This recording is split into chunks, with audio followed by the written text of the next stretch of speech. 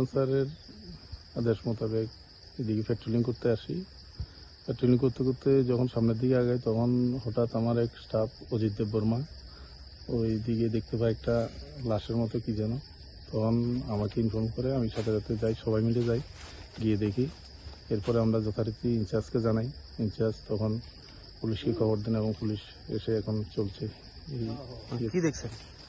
লাশের মতো দেখছি, কিন্তু কি এটা ক্লিয়ারলি আমার ধারণাতে নেই। আমরা দেখতে পারলাম মানে বডিটা একদিকে, মাথার আরেক দিকে। কি মনে হচ্ছে আপনার এটা দেখতে? এটা একটা লাশের বডি মনে হচ্ছে। সিপাহীজলা চিড়িয়াখানা যে রোডটা, এই রোডের থেকে কত কিলোমিটার ভিতরে জঙ্গলটা? ন্যূনতম আমার ঠিক আইডিয়া নাই, অ্যাপ্রক্স 2 কিলোমিটার।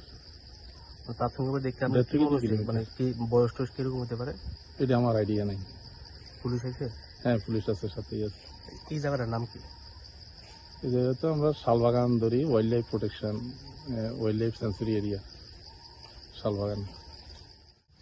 তো ফরেস্টারের মারফতে করেছে, খবর পাইছি একটা পচা পুরো দেহ সিপাহীজলা ভিতরে রাস্তার থেকে 1.5-2 কিলোমিটার গভীর জঙ্গলে পচা গলা পুরাটা পচা অবস্থা। আমরা ইনভেস্টিগেশন করতে আছি, এনো এফএসএল টিমও আইতে আছে, আর ডাক্তার এফএসএল টিম সবাই আছে।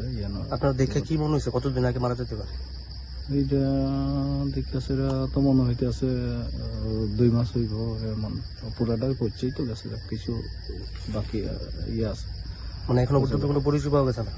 না, আননোন পুরাটা। মানে আপনার থানা এলাকার এই অঞ্চল দিয়ে কি কোনো নিখোঁজ ডায়েরি আসছিল গত কয়েকদিনের মধ্যে? না, নিখোঁজ দাঁড়িয়ে